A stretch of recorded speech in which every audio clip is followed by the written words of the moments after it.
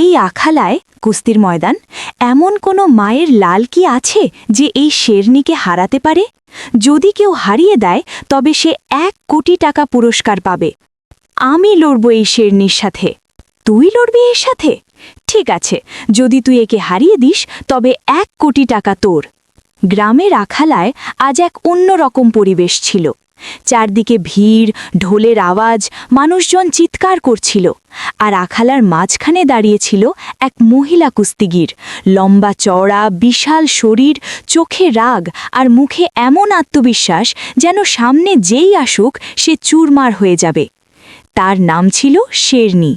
শুধু গ্রামেই নয়, আশেপাশের এলাকাতেও তার নাম আতঙ্কের মতো ছড়িয়ে পড়েছিল। গ্রামবাসীরা বলতো আজ পর্যন্ত কোনো কুস্তিগিরই সেই শেরনিকে হারাতে পারেনি। কোনো বেশি শক্তিশালী কুস্তিগির এলো, কেউ বেশি দ্রুত তো কেউ চালাক, কিন্তু শেরনির সামনে কেউ টিকতে পারল না। সে সবাইকে ধুলো খাইয়ে দিয়েছে। সেদিন আখালার বাইরে এক লোক মাইক নিয়ে ঘুরে বেড়াচ্ছিল। অলিতে গলিতে আওয়াজ প্রতিধ্বনিত হচ্ছিল, মন দিয়ে শোনো, মন দিয়ে শোনো, আখালায় আজ মেয়েদের সবচেয়ে বড় কুস্তি। যেই শেরনিকে হারাবে সে 1 কোটি টাকা পুরস্কার পাবে। এই ঘোষণা বাতাসে ভাসছিল। কিছু মানুষ হাসছিল, কেউ অবাক ছিল, কেউ বলল, আরে শেরনিকে কে হারাতে পারবে? সে তো অনেক শক্তিশালী। 1 কোটি টাকার স্বপ্ন দেখছে এই লোকগুলো। আখালায় একে একে বড় বড় কুস্তিগির এলো। কারো হাতের পেশি মোটা, কারো উচ্চতা বেশি, কারো ধরা খুব শক্ত, কিন্তু শেরনি হাত দেওয়া মাত্রই সবাই মাটিতে লুটিয়ে পড়ল। ভিড় চিৎকার করে উঠল, শেরনি, শেরনি, শেরনি। সেই গ্রামে একটু দূরে এক ভাঙাচোরা ঝুপড়িতে থাকত শীতল। বয়স মাত্র 17 বছর। সাধারণ পোশাক, চেহারায় ক্লান্তি, কিন্তু চোখে ভয় নয়, বরং ছিল দায়িত্ব। তার বাবা খুব অসুস্থ থাকতেন, সব সময় কাশতেন, শ্বাস নিতে কষ্ট হতো, বিছানা থেকে উঠতে পারতেন না। ডাক্তাররা পরিষ্কার বলে দিয়েছিলেন অসুখ খুব বড়, চিকিৎসায় 50 লক্ষ টাকা লাগবে। শীতলের কাছে এই কথাগুলো অন্য কোনো জগতের মনে হয়েছিল। তার কাছে কি ছিল? একটা ঝুপড়ি, অসুস্থ বাবা আর 2 হাত। সে রোজ কাজে যেত, কখনো কারো বাড়িতে কাপড় ধুত, কখনো ঘর ঝাড়ু দিত, কখনো বাসন মাজত।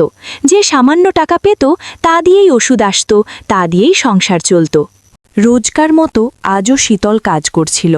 হাত বাসনের ভেতর ছিল, কিন্তু মন অন্য কোথাও। হঠাৎ তার মায়ের কথা মনে পড়ে গেল। তার মা একসময় এই আখালা কাঁপাতেন। লোকে বলতো যখন তার মা কুস্তির জন্য নামতেন তখন বড় বড় কুস্তিগিরদের শ্বাস আটকে যেত। ঘর একসময় মেডেল আর ট্রফিতে ভরে থাকত। শীতল তখন ছোট ছিল, কিন্তু সেই দিনগুলো তার পরিষ্কার মনে ছিল। মায়ের হাসি, মায়ের শক্তি, মায়ের আত্মবিশ্বাস।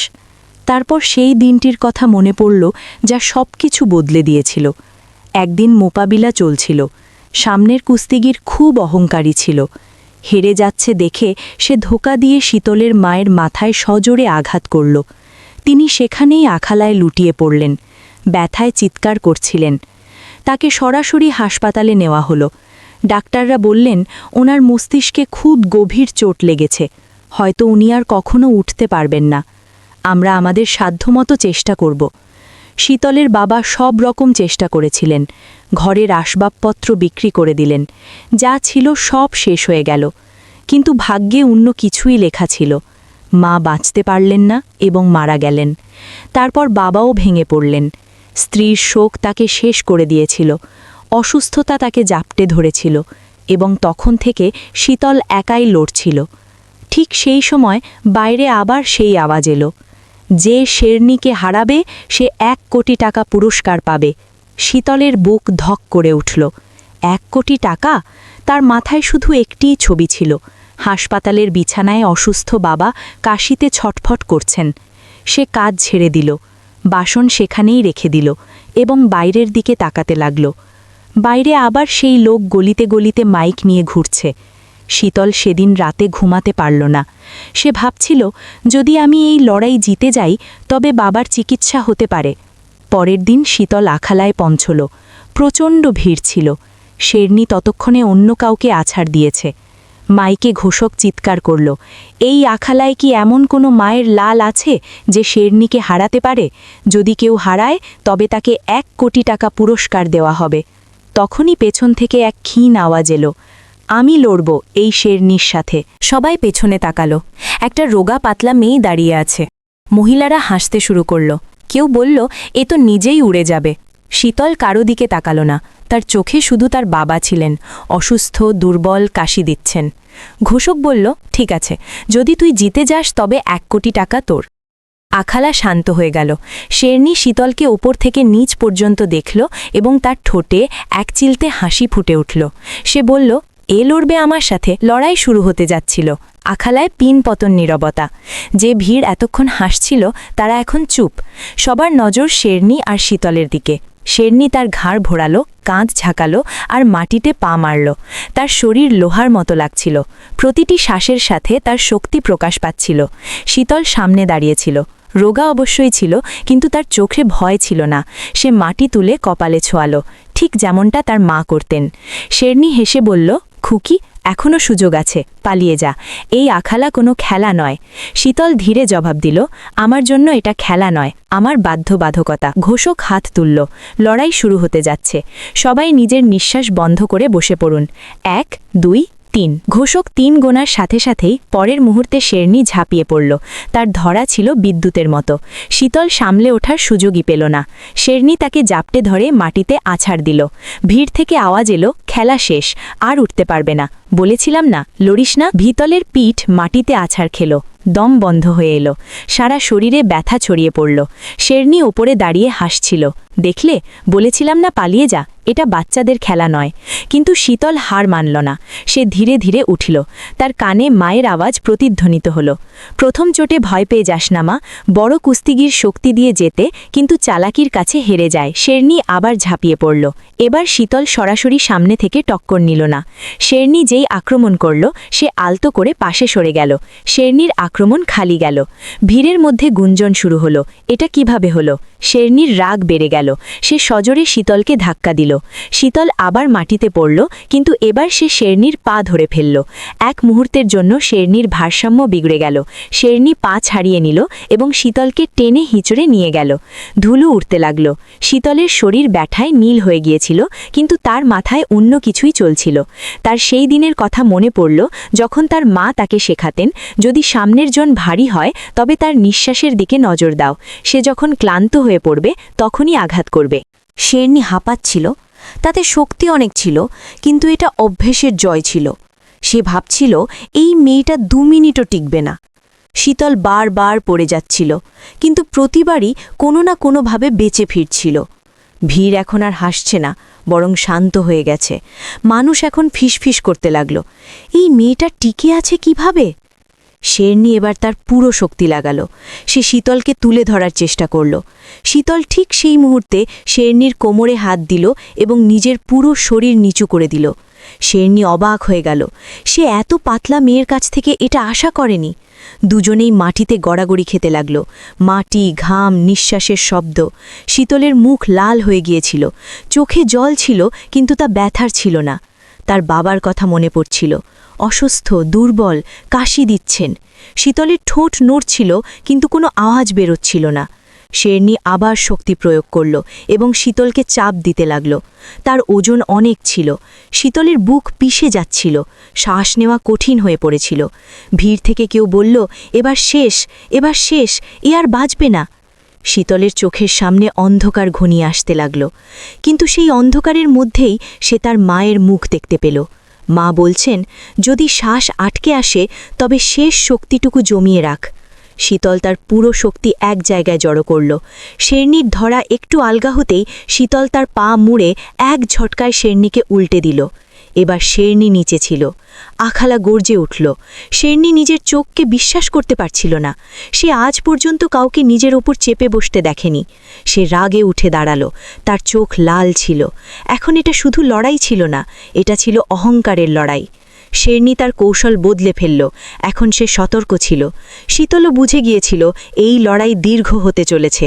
দুজনে একে অপরের সামনে দাঁড়িয়েছিল, ঘামে ভেজা শরীর, দ্রুত শ্বাস। ঘোষক চিৎকার করল, বাহ, কি লড়াই! এই মেয়ে তো হার মানতেই চাইছে না। শীতলের হাত কাঁপছিল, কিন্তু তার মাথা পরিষ্কার ছিল। সে ভাবতে লাগলো, একটা সুযোগ, শুধু একটা সঠিক সুযোগ। আর তখনই শেরনি এক বড় ভুল করে বসল। রাগের মাথায় সে কিছু না ভেবে আক্রমণ করল। শীতল ঠিক সেই মুহূর্তটিই বেছে নিল। শেরনি রাগে ছিল, তার নিঃশ্বাস দ্রুত বইছিল। এতক্ষণ কেউ তাকে আটকাতে পারেনি। সে বিচার বুদ্ধি ছাড়াই সরাসরি আক্রমণ করে বসল। এটাই ছিল তার সবচেয়ে বড় ভুল। শীতল ঠিক এই মুহূর্তেরই অপেক্ষা করছিল। তার কানে মায়ের সেই শিক্ষাটিই বাজল, যখন সামনের জন রাগে থাকবে তখন তার শক্তিকেই তার বিরুদ্ধে ব্যবহার কর। শেরনি যেই এগোলো, শীতল সামান্য নিচু হল। সে শেরনির কোমর ধরল এবং নিজের শক্তি নয় বরং পুরো বুদ্ধি লাগালো। শেরনির শরীরের ভারসাম্য সামনের দিকে চলে গেল। এক মুহূর্তের জন্য শেরনি টলে গেল। ঠিক সেই মুহূর্তটুকুই যথেষ্ট ছিল। শীতল নিজের পা আটকে দিল এবং পুরো শরীর ঘুরিয়ে দিল। আখালায় ধুলো উড়ল। শেরনি মাটিতে ধপাস করে পড়ল। ভিড় স্তব্ধ হয়ে গেল। এই সেই শেরনি যে অন্যকে সেকেন্ডের মধ্যে মাটিতে ফেলে দিত। শেরনি বিশ্বাসই করতে পারছিল না। সে ঝটকা দিয়ে ওঠার চেষ্টা করল, কিন্তু শীতল আগে থেকেই তৈরি ছিল। সে শেরনির ঘাড়ের কাছে শক্ত করে ধরল। খুব বেশি টাইট নয়, শুধু যাতে নিঃশ্বাস দ্রুত হয়ে যায়। শেরনি শক্তি লাগালো। তার হাতের পেশি শীতলের চেয়ে মোটা ছিল, কিন্তু তার দম ফুরিয়ে আসছিল।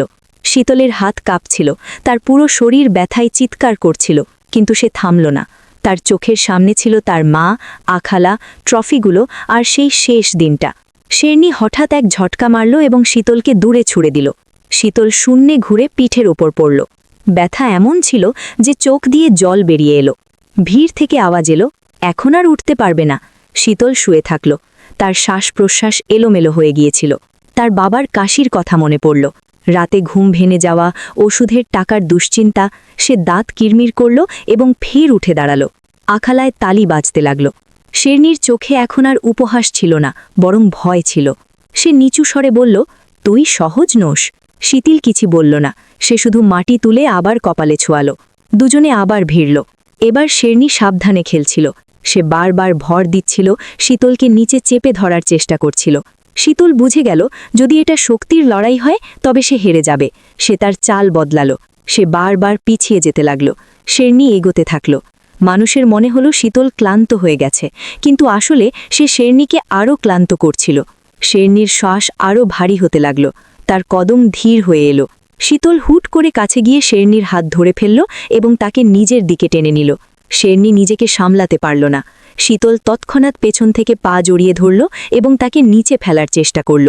শেরনি এবারও নিচে পড়ল, কিন্তু কোনোভাবে হাঁটুতে ভর দিয়ে আটকে রইল। দুজনে একে অপরের সাথে লেপ্টেছিল, ঘাম ঝরছিল। শীতলের কানে মায়ের সেই শেষ শিক্ষাটি বাজল, যখন মনে হবে আর কিছু অবশিষ্ট নেই, তখনই শেষ প্যাচটি লাগাবি। শীতল চোখ বন্ধ করল। এক মুহূর্তের জন্য সবকিছু শান্ত হয়ে গেল। তারপর সে শুধু শক্তি নয় বরং পুরো প্রাণ বাজি রাখল। সে শেরনির হাত মোচড় দিল, নিজের কাঁধের ভর দিল এবং সজোরে এক ঝটকা মারল। শেরনির শরীর পুরোপুরি ঘুরে গেল। এবার শেরনি পিঠের ওপর পড়ল। ঘোষক চিৎকার করল, এ কি হলো? এটা অসম্ভব। শীতল সাথে সাথে তাকে চেপে ধরল। এখন শেরনির জন্য ওঠা কঠিন হয়ে গেল। শেরনি তার সর্বশক্তি নিয়োগ করল। তার হাত কাঁপছিল। সময় যেন থমকে গেল। শেরনির চোখ দিয়ে জল ঝরছিল। সেটা ব্যথার ছিল, ক্লান্তির ছিল এবং আশারও ছিল। শেরনির শক্তি ধীরে ধীরে জবাব দিতে শুরু করল। আখড়ায় নীরবতা ছিল, শুধু ছিল নিঃশ্বাসের শব্দ। আর তারপর শেরনির হাত শিথিল হয়ে গেল। তার শ্বাস এখন থেমে থেমে আসছিল। যে শেরনি এতক্ষণ সবাইকে এক পলকে মাটিতে ফেলে দিত, সে এখন মাটিতে পড়েছিল। শীতল তার ধরা আরও মজবুত করল। তার হাত কাঁপছিল। মনে হচ্ছিল শরীর এক্ষুনি জবাব দিয়ে দেবে, কিন্তু সে নিজেকে বলল, এখন থামব না, একদম না। শেরনি শেষ চেষ্টা করল। সে ঘাড় ঘুরিয়ে শীতলকে ভয় দেখানোর চেষ্টা করল এবং নিচু স্বরে বলল, ছেলে দে, এটা তোর দ্বারা হবে না। শীতলের চোখ দিয়ে জল গড়িয়ে পড়ল, কিন্তু তার কণ্ঠস্বর ছিল দৃঢ়, এটা আমার জন্য নয়, আমার বাবার জন্য। সে তার ধরার কৌশল বদলাল, ঠিক সেই প্যাচ যা তার মা তাকে শেষবার শিখিয়েছিলেন। শেরনির বুক মাটির সাথে লেপ্টেছিল। এখন শেরনি পরিষ্কার বুঝতে পারল যে এই মেয়েটা শক্তি দিয়ে নয় বরং সাহস দিয়ে লড়ছে। শেরনির চোখের সামনে তার সব লড়াই ভেসে উঠল, সব জয়, সব তালি, সব অহংকার। প্রথমবার তার মনে হলো যে সে হয়তো হারছে। ঘোষক মাইকে বলল, যদি শেরনি উঠতে না পারে তবে ফায়সালা পরিষ্কার হবে। ভিড় খামোশ ছিল, কেউ জোরে শ্বাস নিচ্ছিল না। শীতলের চোখ বন্ধ ছিল, তার কানে শুধু একটি আওয়াজ ছিল, তার মায়ের। আর একটুখানি। শেরনি আবার চেষ্টা করল, কিন্তু এবার তার শক্তি আর সাথ দিচ্ছিল না। তার হাত মাটির সাথে সেটে রইল। ঘোষক চিৎকার করে উঠল, শেরনি হেরে গেছে এবং শীতল জিতে গেছে। আখড়া ফেটে পড়ল, তালি, শোরগোল, চিৎকার, কিন্তু শীতল কিছুই শুনতে পাচ্ছিল না। সে সেখানেই বসে পড়ল, মাটিতে মাথা নত করল। শেরনি ধীরে ধীরে উঠল। তার মুখে রাগ ছিল না, ছিল ক্লান্তি আর সম্মান। সে শীতলের কাছে এলো এবং বলল, আজ তুই আমাকে হারাসনি, আমাকে শিখিয়েছিস। শেরনি শীতলের কাঁধে হাত রাখল। এটা ছিল সেই মুহূর্ত যখন আখড়ায় দাঁড়িয়ে থাকা প্রতিটি মহিলার চোখ ভিজে গিয়েছিল। ঘোষক মাইক নিল, আজকের আমাদের কুস্তির বিজয়ী হল শীতল। শীতল এক মুহূর্তের জন্য বিশ্বাস করতে পারল না যে সে জিতে গেছে। সে চারদিকে তাকাতে লাগল। মানুষ দাঁড়িয়ে তালি বাজাচ্ছিল, শীতলের নামে স্লোগান দিচ্ছিল।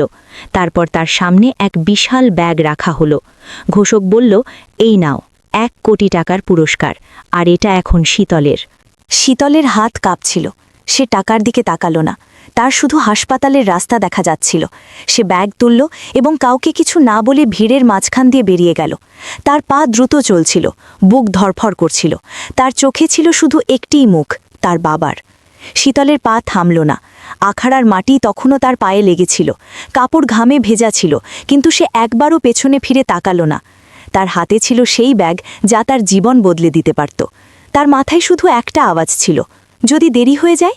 সে আরও জোরে দৌড়াতে লাগল। অবশেষে সে হাসপাতালে পৌঁছালো। বাইরে মানুষ বসেছিল, কারো চোখে ভয়, কারো চোখে ক্লান্তি। শীতল সরাসরি ভেতরে গেল। সে ডাক্তারকে থামিয়ে হাঁপাতে হাঁপাতে বলল, আপনি টাকার চিন্তা করবেন না, শুধু আমার বাবাকে বাঁচান। ডাক্তার তার দিকে তাকালেন। তার অবস্থা দেখে বুঝে গেলেন এই মেয়েটি কোনো বড় লড়াই করে এসেছে। ডাক্তাররা চিকিৎসা শুরু করলেন। কয়েক ঘন্টা কেটে গেল। শীতল বাইরে বেঞ্চে বসে রইল, হাত জোর করে, চোখ বন্ধ করে। তার মায়ের কথা মনে পড়ল। মনে হচ্ছিল মা পাশেই বসে আছেন, যেন বলছেন, মা, তুই জিতে গেছিস। অপারেশনের পর ডাক্তার বাইরে এলেন। শীতল উঠে দাঁড়াল। তার পা কাঁপছিল। ডাক্তার বললেন, এখন তোমার বাবা বিপদমুক্ত। উনার সুস্থ হতে সময় লাগবে, কিন্তু উনি ঠিক হয়ে যাবেন। শীতলের চোখ দিয়ে অঝরে জল নামল। সে মাটিতে বসে পড়ল। প্রথমবার সে স্বস্তির নিঃশ্বাস নিল। কয়েকদিন পর তার বাবার জ্ঞান ফিরল। দুর্বল কণ্ঠে বললেন, বেটি। শীতল ওনার হাত ধরে ফেলল, কিছু বলতে পারল না। বাবা তার দিকে তাকালেন এবং ধীরে বললেন, মা, তুই একদম তোর মায়ের মতো হয়েছিস। শীতল চুপ রইল, সে কিছুই বলল না। সময় বদলে গেল। বাবা এখন ধীরে ধীরে হাঁটতে লাগলেন, কাশি কমে গেল। শীতল আর কখনো কাজে গেল না। এখন মানুষ নিজেই তার কাছে আসতে লাগল। কিছু মেয়ে তাকে জিজ্ঞেস করত, আমরাও কি কিছু শিখতে পারি? শীতল মুচকি হাসত। সে রোজ আখাড়ায় যেত, মাটি ছুতো, চোখ বন্ধ করত। সে জানত এই জয় শুধু টাকার ছিল না, এটা ছিল সেই মেয়েটির জয় যাকে সবাই দুর্বল ভেবেছিল। আর যখনই সে মাটি ছুতো, তার মায়ের আওয়াজ আসত, আসল শক্তি শরীরে নয়, বরং সাহসে থাকে রে মা। বন্ধুরা, আপনাদের আমাদের এই গল্পটি কেমন লাগলো কমেন্ট করে অবশ্যই জানাবেন, আর ভিডিওটিতে একটি লাইক দিয়ে উম্মে রাইসা স্টোরি চ্যানেলটি সাবস্ক্রাইব করতে ভুলবেন না। ধন্যবাদ।